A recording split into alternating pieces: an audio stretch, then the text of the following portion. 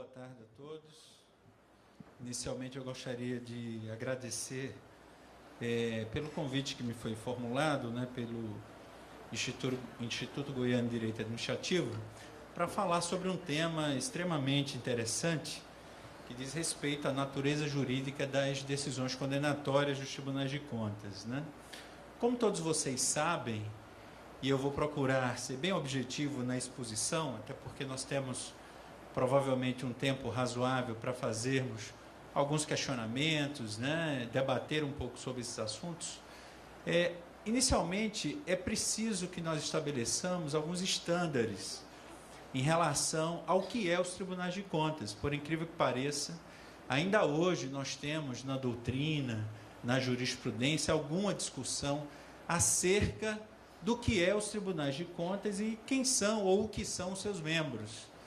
Então, em razão disso, é necessário que nós estabeleçamos alguns pontos, principalmente de convergência em termos da interpretação, sempre com base no que foi dito pelo Supremo Tribunal Federal, respeitando-se, obviamente, todas as posições doutrinárias respeitosas que estabelecem, de alguma maneira, essa discussão e essas divergências. Primeira coisa que nós precisamos pensar em termos de controle é nos perguntarmos por que nós precisamos de tantas instituições de controle no Brasil, Ministério Público, Tribunais de Contas, controladorias, terceiro setor que hoje vem sendo bastante convidado a fazer parte do esforço do chamado controle social. Haveria alguma propensão natural do ser humano a transgredir? Essa primeira reflexão, ela chegou aos ouvidos do Banco Mundial, que fez uma pesquisa mundial em vários países, com várias culturas, propondo a seguinte situação. Imagine que você esteja saindo desse evento e encontre um pacote com dinheiro próximo ali do seu carro. Um dinheiro razoável, algo em torno de R$4.000. A pergunta que foi feita para essas pessoas, para esses cidadãos desse país, foi: o que é que você faria com esse pacote de dinheiro? Obviamente que vocês não precisarão me dar essa resposta de viva voz, tá? As respostas vocês guardem para si mesmos. Mas a pergunta que o Banco Mundial fez é a mesma que eu estou fazendo a vocês. O que é que naturalmente eu faria com esse dinheiro?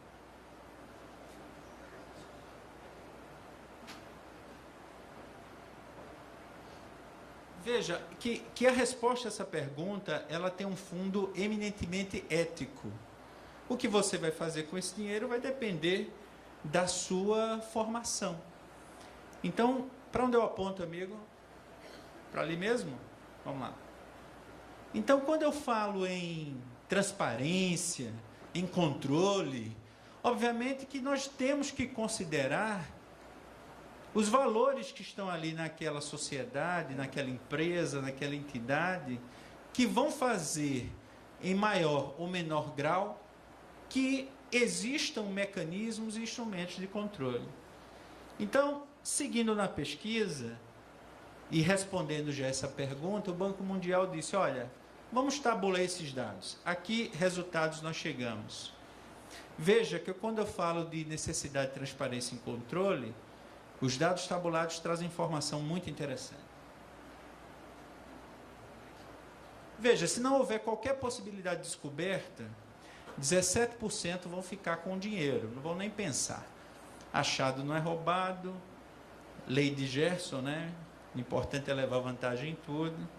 33% vão notificar e 50% vão viver uma noite em que seus anjos e demônios irão não deixá-lo dormir direito. Vão pensar se esse dinheiro for de alguém, e se eu for descoberto, e se alguém gravou.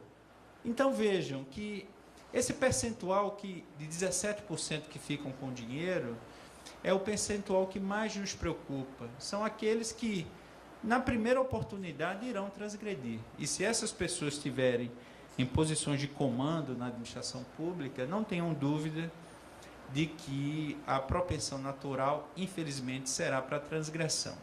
Tem um aspecto hoje que se estuda muito no direito administrativo, no direito financeiro, no direito orçamentário, que é a origem da corrupção. Hoje já se sabe que é um componente psicológico, né? São as pessoas que possuem lesões nas áreas chamadas suborbitárias.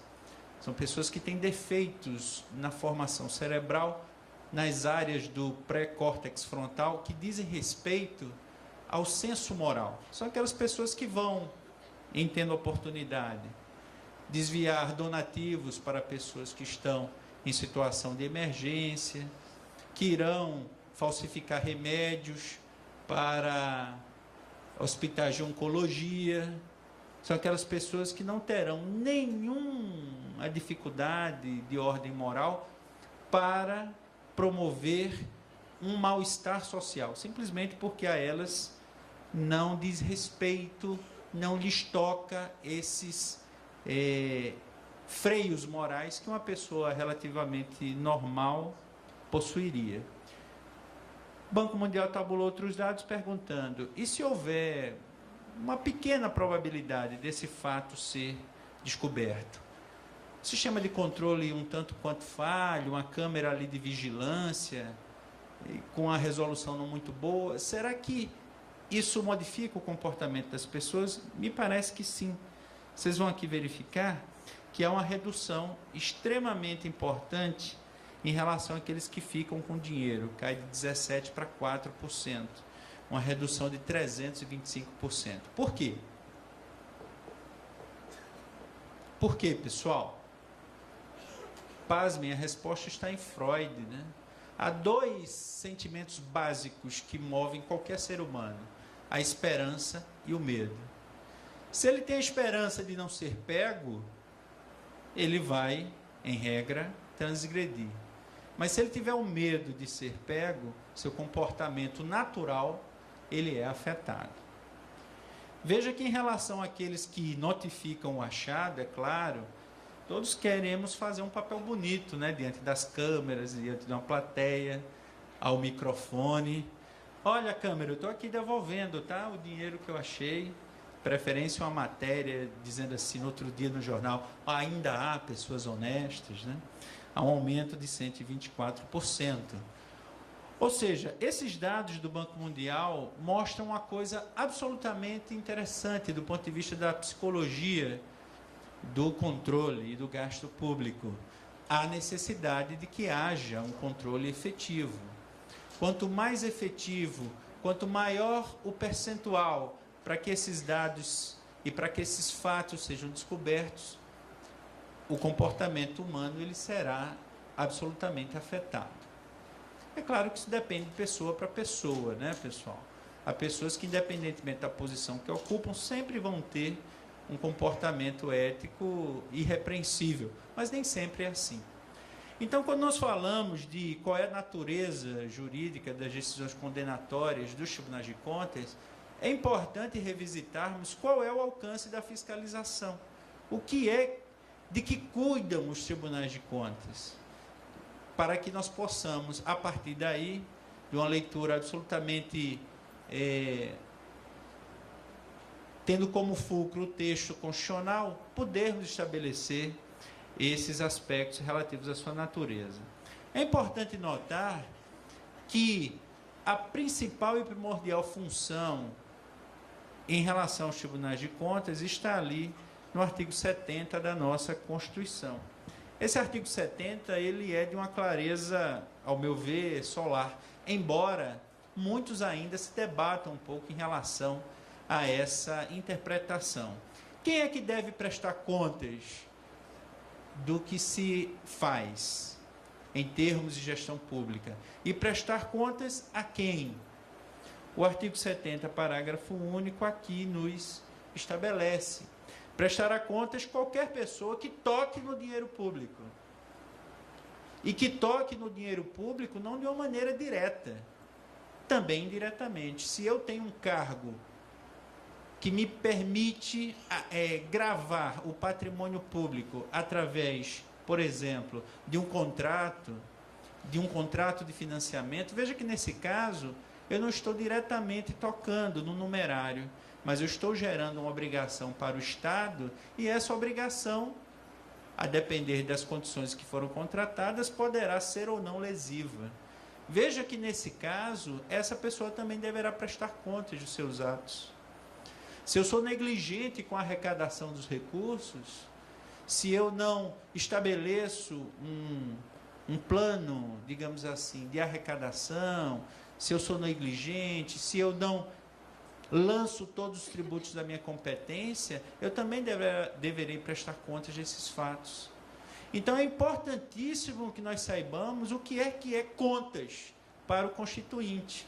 E contas que gerará posteriormente a densificação de uma competência dos tribunais estabelecida no artigo 71, inciso 2, está aqui dito.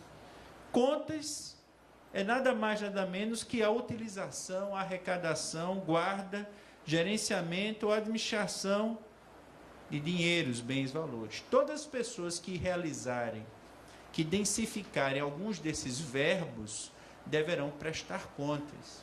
E aí é importante dizer, essa prestação de contas processar-se-á diante dos tribunais de contas, a depender da natureza do gasto, né? Se foi custeado com recursos do orçamento federal, do orçamento dos estados, do orçamento dos municípios, e ali deverá ser processado para que o Tribunal de Contas, e exclusivamente ele, faça um juízo meritório definitivo, incontrastável, inclusive mediante o Poder Judiciário, que neste caso poderá tão somente analisar esse fato sob a ótica estrita da garantia do devido processo legal, ou seja, analisará esse julgado do Tribunal de Contas apenas sobre os aspectos formais, coisa que no nosso país, infelizmente, vem sendo absolutamente mitigada. Então, eu sou prefeito, faço uma licitação viciada, o Tribunal de Contas, cautelarmente, suspende aquela licitação. Vocês já viram isso? O prefeito se socorre do Poder Judiciário, que faz um exame perfunctório daquela situação e muitas vezes derruba, né, assim falando o juridiquês mais simples, aquela decisão meritória, embora perfunctória, inicial dos tribunais de contas. Isso subverte o sistema nacional de controle estabelecido pelo Constituinte. Por quê? Porque o alcance da fiscalização do Tribunal de Contas vai adentrar sob aspectos que refogem, por mais especializado que seja o Poder Judiciário, aqueles conhecimentos que o próprio Constituinte, reconhecendo a sua peculiaridade, a sua necessidade de verticalização, de aprofundamento, disse, olha, nós precisamos ter um órgão especializado, para que a fiscalização incida sobre os aspectos contábil, financeiro, orçamentário, operacional e patrimonial. Para que eu faça um exame meritório absolutamente técnico e aprofundado de aspectos que refogem o Poder Judiciário. E ainda mais, todos esses atos passíveis de prestação de contas deverão ser analisados não só sob os aspectos da legalidade, mas também da legitimidade. O que é um gasto legítimo? Aquele gasto é público, ele foi oportuno, ele era necessário, haveria outras prioridades? Nós estamos discutindo isso hoje, né? Dia 15 de maio de 2014, mais de 50 cidades conflagradas para discutir a legitimidade de um gasto público com os equipamentos de Copa do Mundo. Aplicação de subvenções e renúncia de receitas. E aí vem uma primeira nuance. A fiscalização não incidiria sobre aspectos relativos à conveniência e oportunidade, ou seja, discricionariedade do administrador. Muito cuidado. Quando nós falamos de discricionariedade administrativa, não significa dizer o gestor fazer aquilo que ele quer no momento que ele quer. Esse é um erro também extremamente comum. Olha, eu vou fazer o concurso quando eu quiser, porque isso é discricionariedade administrativa. Isso é verdade, pessoal? Se os hospitais estiverem prestando, hospitais públicos, um mau serviço porque não tem profissionais. É lícito ao gestor dizer que vai fazer aquele concurso quando quiser? Ou essa opção dele não realizá-lo seria ilegítima e, por isso mesmo, passível de controle por parte dos tribunais de contas? Veja que essa fiscalização dos tribunais de contas, ela pode se dar a qualquer momento. É um fato que também ainda hoje em alguns estados se discute. O tribunal ele pode paralisar uma licitação que sequer iniciou. Eu tenho só um edital na praça, nada foi comprado, nenhuma despesa com aquele objeto. O Tribunal de Contas tem essa competência? Claro que tem, porque a própria lei de licitações, lá no artigo 113, estabelece essa competência para que os tribunais de contas, os órgãos de controle como um todo, atuem de forma prévia, de modo a prevenir qualquer prejuízo ao erário. Aliás, esse é o papel primordial para um controle efetivo, né? Não adianta se colocar cadeado em porteira que já foi arrombada, né? Então, afinal de contas, o que são os tribunais de contas? Órgão administrativo, auxiliarzinho do Poder Legislativo, como dizia Rui Barbosa, órgão aparatoso e inútil. Obviamente que no momento em que ele dizia isso, era de forma quase que vaticinando, né, o futuro, dizendo, olha, nós temos que ter um corpo de magistratura especializado, dotado das garantias inerentes à própria magistratura, para que não se torne um órgão aparatoso e inútil. Temos que ter esse cuidado. Então, vamos lá. Os tribunais de contas, o que é que são? No Brasil, né? Órgãos colegiados, cuja maioria de seus membros são indicados pelo parlamento e com mandato limitado, possuindo as prerrogativas da magistratura judiciária. Por que nós dizemos limitado? Porque, diferentemente do que ocorre em algumas outras cortes, notadamente as cortes americanas, cortes judiciais, os cargos são vitalícios, significando dizer que você só sai quando morre. Então, eu tenho 90 anos lá com minha UTI móvel no meu gabinete, né, com o meu tubo lá de oxigênio, tomo alguns antes das sessões, mas a vitaliciedade lá tem esse sentido. É por isso que nós falamos que tem um mandato limitado. É um órgão autônomo. Autônomo como? Financeira, orçamentária e administrativamente. Uma vez autorizado aquele percentual na lei orçamentária anual, a gestão daqueles recursos autorizados pelo parlamento, por proposta do Poder Executivo, são geridos de forma livre, né, pelo presidente do Tribunal de Contas, de natureza administrativa. Por que natureza administrativa? Porque os tribunais de contas não fazem parte do Poder Judiciário. E que atua junto ao Poder Legislativo. Muito cuidado com essa expressão. Muitos ainda, nós vemos parlamentares, infelizmente, alguns magistrados, dizendo isso. Não, mas o tribunal é só um órgão auxiliar do Poder Legislativo, né? Muito cuidado, porque essa expressão, obviamente, tem que ser compreendida à luz das competências próprias que, em relação ao controle, aos tribunais de contas foram concedidas de forma muito mais ampla do que ao próprio Poder Legislativo, que, em tese, seria o seu, bem entre aspas, chefe hierárquico. Basicamente, os instrumentos de controle que possuem o parlamento e os membros do parlamento são o estabelecimento de CPIs e a convocação, né, de agentes políticos para prestarem esclarecimentos. Tudo mais é realizado com mais precisão e mais aprofundamento pelos tribunais de contas, pelo exercício das competências próprias estabelecidas lá a partir do artigo 71 da Constituição. Veja que em alguns países, notadamente em países africanos, os tribunais de contas lá ainda integram o Poder Executivo e também vemos alguns tribunais de contas que são vinculados ao Poder Judiciário, a exemplo de Portugal e Angola. No Brasil, as competências dos tribunais de contas estão lá, nos artigos 70 a 74. Claro que a Constituição Federal faz menção ao Tribunal de Contas da União, cujas regras de composição e funcionamento, elas são obrigatórias, né, de observância obrigatória pelos demais tribunais de contas.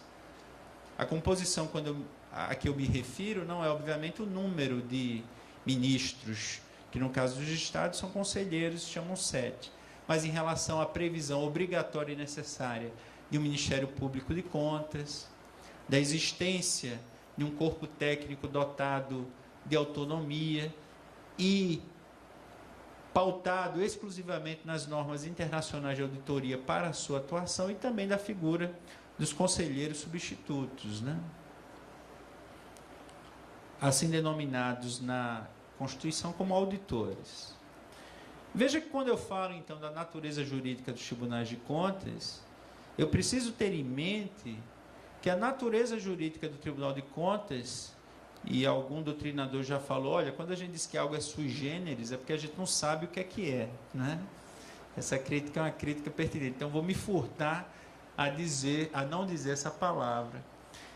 Mas eu não teria dificuldade de dizer para vocês que o Tribunal de Contas é um tribunal constitucional, porque assim foi previsto pelo Constituinte.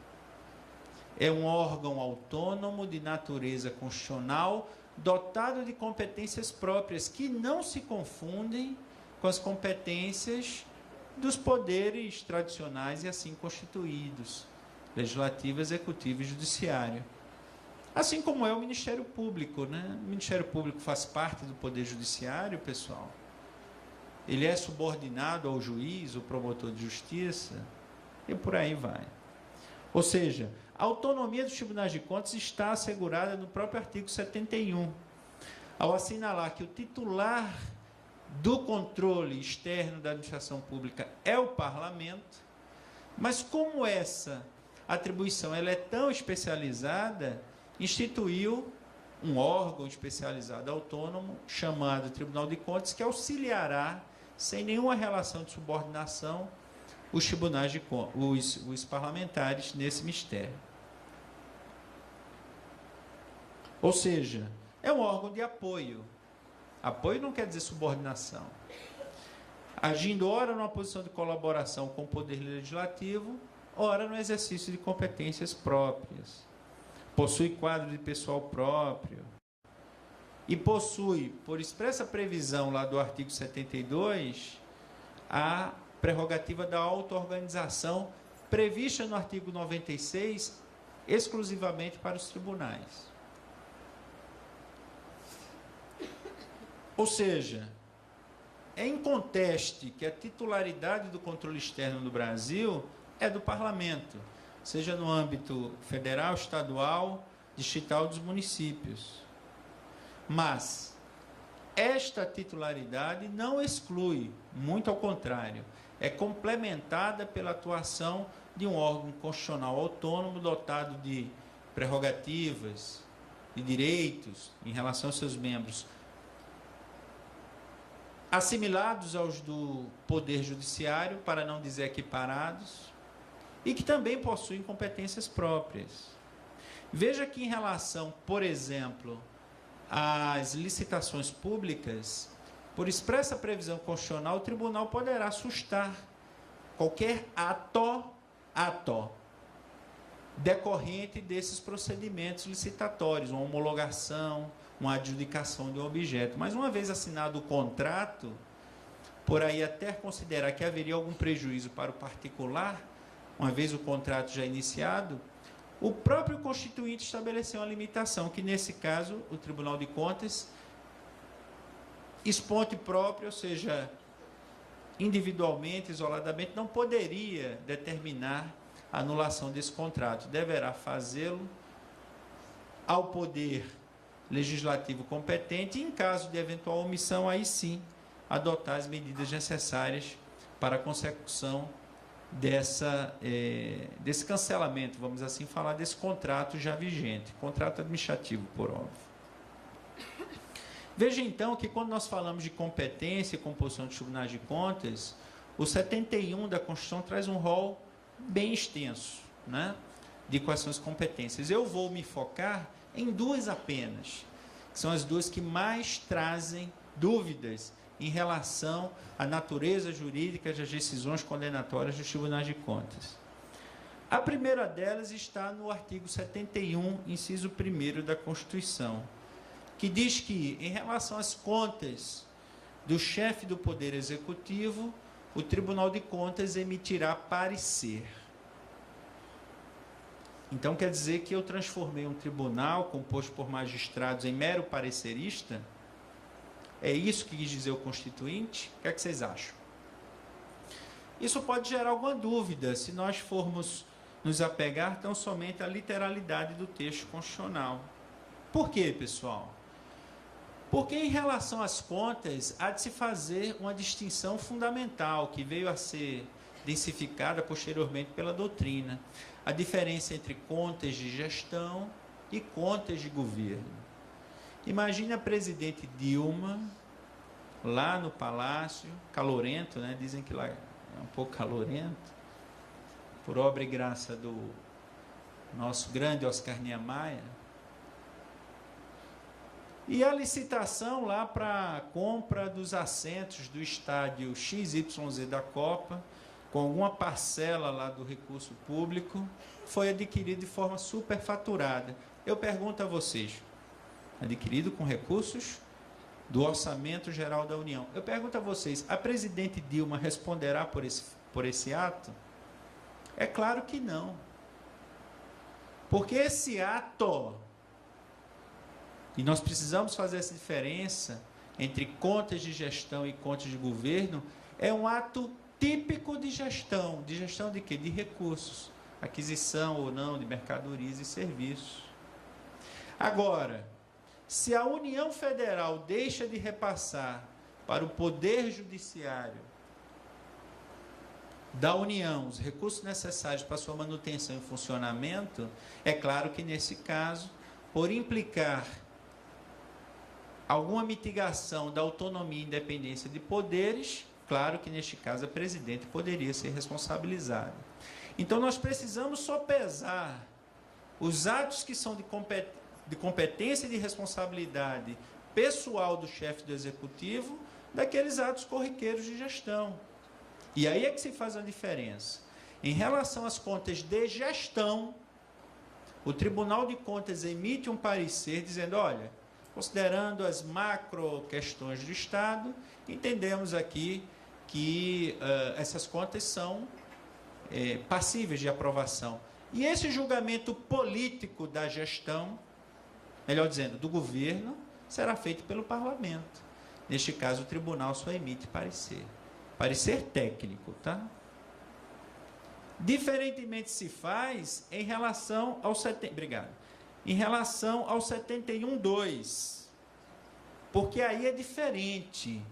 No 71.2, o tribunal estará fazendo a análise das contas de gestão e não das contas de governo. E aí é incontrastável. O próprio Poder Judiciário já reconheceu, inclusive a Suprema Corte Brasileira, que em relação ao exercício da competência do 71, inciso 2 da Constituição, quem julga definitivamente são os tribunais de contas, reconhecendo, portanto, uma parcela da jurisdição que pelo Constituinte foi delegada, foi atribuída a um órgão que não um órgão judicial, e sim um órgão administrativo chamado Tribunais de Contas. Ah, mas eu não pude me defender, o tribunal não me notificou, eu apresentei defesa, essas defesas foram ignoradas. Artigo 5º, inciso alguma coisa da Constituição, Poder Judiciário não se eximirá de apreciar a lesão ou ameaça de direito. Aí é diferente. Você, enquanto cidadão, tem direito ao livre convencimento motivado, que a sua decisão seja oriunda de um processo de livre convencimento motivado, e principalmente em que as garantias da ampla defesa do contraditório tivessem sido asseguradas a você. Aí eu não tenho dúvida que você pode levar ao Poder Judiciário. Mas discutir se a multa deveria ser 50 mil ou 45, não cabe ao Poder Judiciário fazer esse tipo de reapreciação. E quem está dizendo não sou eu. Quem está dizendo isso é o próprio Supremo Tribunal Federal. Entre eles, vocês podem ir anotando essas decisões. Na ação direta de inconstitucionalidade, número 2597, tendo como relator o ministro Nelson Jobim. Mas essa discussão é antiga, ela não é de hoje. As competências do Tribunal de Contas em relação ao 71.2 estão estabelecidas de forma muito clara, inclusive a possibilidade de aplicar sanções aos gestores em razão do descumprimento das normas legais, regimentais, regulamentares. Previsão essa prevista lá no 71, inciso 8º da Constituição, combinado com o artigo 75. O Tribunal de Contas também tem o dever de representar os demais poderes. Eu estou analisando ali uma licitação, poderes e órgãos, né? Estou ali analisando a licitação em que há claríssimos fatos que evidenciam um crime em relação à economia popular, crime em relação à administração pública. Eu tenho o dever de representar o Ministério Público competente, titular lá da ação penal, para que proceda as apurações e a persecução criminal que é devida. Também há competências infraconstitucionais, né, lá na Lei de Responsabilidade Fiscal, na Lei de Licitações, na Lei 4.320, competências que são atribuídas aos tribunais de contas em complementariedade, em absoluta compatibilidade com o que diz o texto constitucional lá no artigo 71. Veja que, nesse caso, nós já temos um certo panorama, então, de qual seria a natureza jurídica das decisões dos tribunais de contas. Mas essa discussão não é de hoje. Desde que foi estabelecido no ordenamento constitucional anterior ao de 88, havia uma discussão sobre o que é julgar. Afinal de contas, né, pessoal, só quem julga é o Poder Judiciário. Isso é verdade? À luz dos administrativistas mais modernos, infelizmente não. Tanto que nos crimes de responsabilidade do chefe do executivo, quem julga não é o Poder Judiciário. Não é? Quem julga é o parlamento. O processo de impeachment, quem julga é o parlamento. Diz, olha, neste caso, entendemos que houve crime de responsabilidade, você está condenado à perda do mandato. E há outras exceções. Mas alguns defendem, e infelizmente isso ainda é majoritário, né, que o Poder Judiciário teria um poder de reapreciar todas as decisões dos tribunais de contas, inclusive do 71.2. O mais paradigmático desses posicionamentos está lá, no mandato de segurança número 5.490 e esses demais, em que o Judiciário começa a rever essa posição, em consonância com vários expoentes, né, do estudo do direito administrativo, do direito constitucional, e em especial dos tribunais de contas. Entre eles, o grande jurista alagoano, já falecido, Ponte de Miranda, Seabra Fagundes, obrigado, Jorge Jacobi, Fernando Jaime, Jair Santana, dizendo o seguinte, que há sim poder judicante, natureza judicante das decisões dos tribunais de contas. Por quê? Tem vários exemplos, mas só para citar o do Ponte Miranda. Julgar as contas está claríssimo no texto constitucional. Não havemos de interpretar que o Tribunal de Contas julgue e outro juiz rejulgue depois. Aí no sentido de julgar o mérito. Claro que se houver alguma lesão de ordem processual, pelo artigo 5º da Constituição, o cidadão tem direito de se socorrer do Poder Judiciário. Fernando Gonzaga Jaime, um grande jurista de Minas Gerais, o entendimento do STF, reconhecendo a jurisdicionalidade de julgamento das contas feito pelo Tribunal de Contas, é definitivo e incontrastável diante de qualquer outra autoridade do país, em relação ao exercício da competência prevista no 71, inciso 2. E o ministro Marco Aurélio, no recurso extraordinário 132.747, aponta: a atuação do Tribunal de Contas não se faz apenas no campo opinativo, se faz também em relação ao 71.1, mas em relação ao 71.2 extravasa para alcançar o do julgamento. Frederico Pardini, ministro Luiz Fux, também nessas decisões, citando vários precedentes. Olha, em relação ao 71.2, o Tribunal de Contas julga as contas. Contas de quem? De todo aquele que guarde, arrecade, gerencie, administre bens e valores públicos. Ou seja, pessoal, esse panorama, esse mosaico, deixa muito claro a teor da exegese aurida pelo Supremo Tribunal Federal, que a natureza jurídica das decisões condenatórias dos tribunais de contas é uma natureza diferente daquela que nós estamos acostumados.